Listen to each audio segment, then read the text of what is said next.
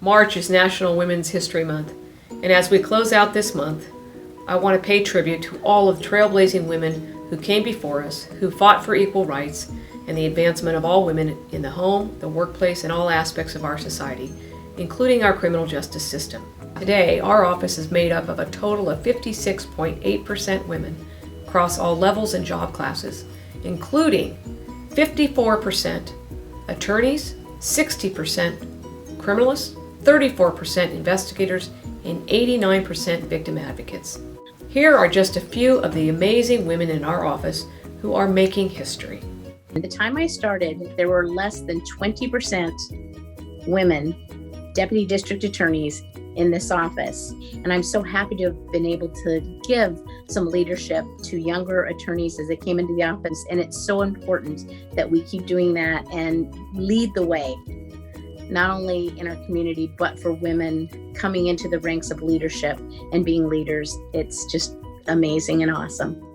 I think it's important for little girls who are growing up in this world to be able to open up their history books and turn on their TVs and see themselves. And as a woman of color, a Black woman, I want little girls who look like me and young women who look like me to be inspired by me and feel like doors can and will open for them.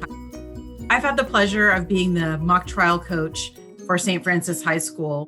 And as a female prosecutor and the only female coach that they have naturally kind of gravitated towards me. And they have lots of questions about how to get where I've been. And I love having that role in our community.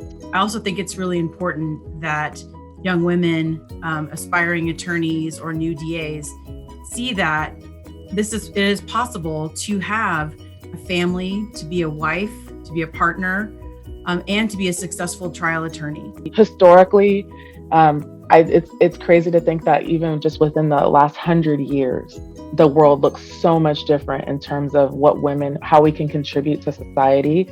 We are contributing our knowledge, our wisdom, our nurturing spirit. We're contributing all of those things to a professional workspace, and I think it's amazing. I think it's great, and I love to see how many women work in forensic science. So I think it's important for women to be in leadership roles, and I think 2020 was probably the best year to demonstrate that. Because of women, we were able to teach our children at home, educate them, get them through the finish line. We were able to keep our families safe, and many of us continued working all during the same time. If that's not leadership, if that's not the ability to multitask, if that's not the ability to just completely dominate, I don't know what is.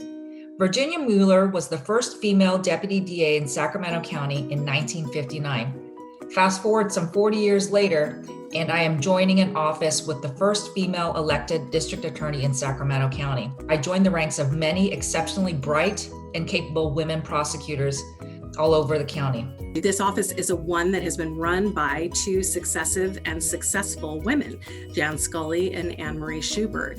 So as far as women in leadership in the office, I've always had those women at the top as the example. So I definitely think it's incumbent upon all of us women who are supervisors, who are bureau chiefs, to let the others in the office know we're watching out for you. We're making sure that you're being heard. We want to make sure that you are going to have the most successful career.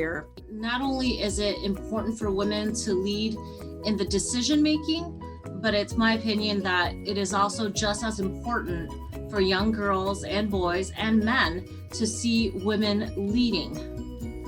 I believe it's important to celebrate women who stand up for crime victims and public safety, because it's important to support women who stand up for one another, who fight for one another, and who protect one another in the communities that we live in.